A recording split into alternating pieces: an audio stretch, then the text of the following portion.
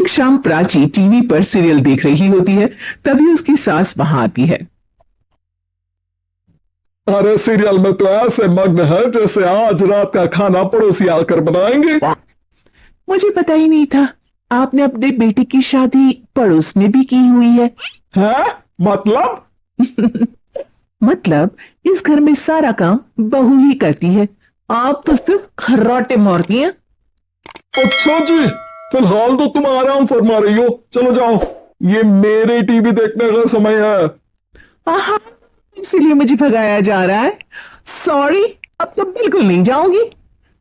प्राची की इस बात पर दोनों सास बहू के बीच टीवी रिमोट के पीछे बच्चों जैसे छीना झपटी शुरू हो जाती है, जिसके बीच श्लोक भी काम से घर वापस आ जाता है। हाँ, आज मेरी चूहे बिल्ली की जोड़ी किस बात पर झगड़ रही है? अरे तेरी बीवी मुझे टीवी ही नहीं देखने दे रही। अरे तुम्हारी मम्मी मुझे खाना बनाने के लिए फोर्स कर रही है। अरे वाह, ऐसे बेतुके रीजन पर तो बच्चे भी झगड़ा नहीं करते। अरे मुझे कुछ मत बोल, सब इसने ही शुरू किया है। हाँ हाँ, जैसे आप तो बहुत दूध की धूली है ना। अरे बस, दोनों चुप। प्राची जाओ, खाने की तैयारी करो। और माँ तुम छोड़ो, तुम्हें क्या बोलूं, शांति से अपना सीरियल देखो। मुझे दोबारा लड़ने की आवाज सुनाई नहीं देनी चाहिए। ऐसा बोलकर श्लोक वहां से चला जाता है, जिसके पीछे पीछे प्राची भी कुछ न कुछ बड़बड़ाते हुए रसोई में चली जाती है। हाँ हाँ, सासू जी को तो कुछ बोलेंगे ही नहीं, बस मुझ पर ही हुक्म चलता है, खाना बनाओ, जैसे मैं इनके घर में खाना बनाने के लिए आई हूं। इसी तरह शाम बीतती है और रात को श्लोक और प्राची की सास खाना खाकर सोने चले जाते हैं। लेकिन प्राची गुस्से में कुछ खाए बिना काम में ही लगी रहती है। इस घर में किसी को घंटा फिक्र नहीं पड़ता मैं खाऊं या भूखी रहूं।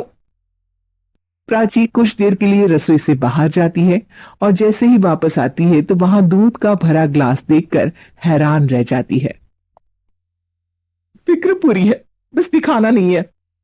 प्राची दूध पीकर सोने चली जाती है और अगली सुबह एक बार फिर सास बहू का कार्टून नेटवर्क स्टार्ट हो जाता है। ये तुमने ही किया है। अरे अजीब जबरदस्ती है, मैं बोल रही हूं मैंने कुछ नहीं किया। दोनों ने मिलकर पूरे घर को पागल खाना बनाया हुआ है। यहाँ कोई नॉर्मल इंसान तो रह ही नहीं सकता, इसीलिए अब पड़ोसी क्या रिश्तेदार भी घर आने से कतराते हैं। और सुन बेटे, तू भी चंगा, तेरी माँ भी चंगी, तेरी बीवी भी चंगी, रिश्तेदार।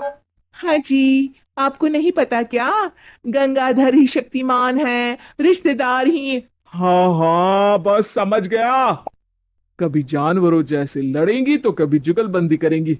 भाई मैं आप दोनों के बीच में नहीं फंसना चाहता।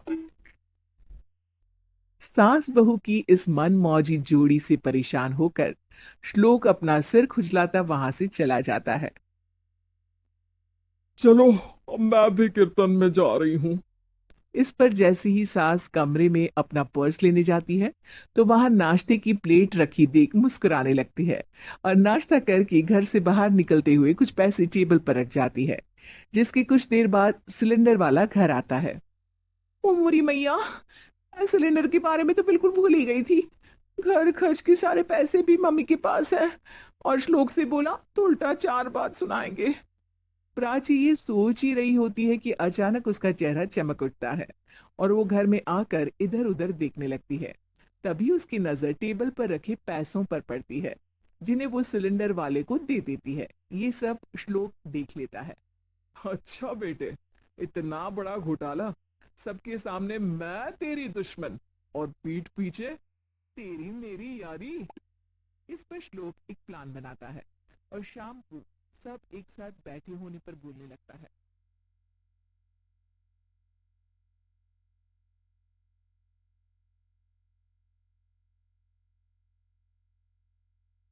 श्लोक की ये बात सुनकर सास बहू शौक से उसकी तरफ देखती है।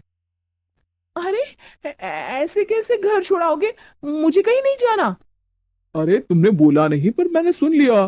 तुम्हें मम्मी के साथ रहना अच्छा नहीं लगता, मुझे पता है।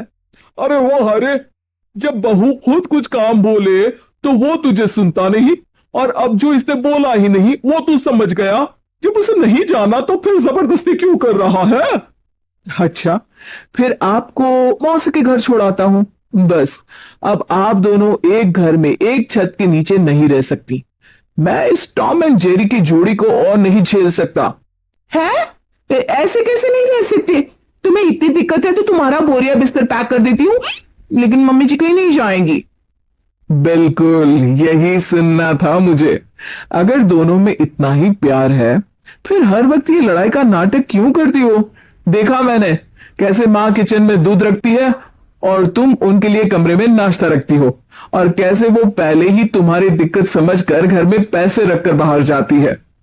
अरे भाई इतना ड्रामा तो डेली सोप में भी नहीं होता जितना तुम दोनों ने इस घर में फैलाया हुआ है। तू हमें टॉम एंड जेरी बोलता है ना, तो याद कर वो दोनों भी एक दूसरे को बाहर वालों की बुरी नजर से बचाने के लिए हमेशा सबके सामने लड़ते थे, लेकिन अकेले में दिक्कत के समय मदद भी तो करते थे। बस हमारा रिश्ता भी कुछ ऐसा ही है। और वैसे भी अगर सास बहू में तू मैं नहीं होती तो दुनिया वालों को कहानियां कैसे मिलेंगी?